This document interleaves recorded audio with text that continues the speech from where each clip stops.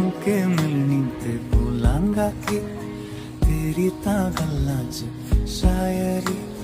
ਲਿਖੇਗੀ ਮੈਨੂੰ ਤੇ ਸੋਚੇਗੀ ਕਿਆ ਤੂੰ ਮਿੱਟੀ ਦਾ ਬੰਦਾ ਮੈਂ ਤੂੰ ਤਾਂ ਪਰੀ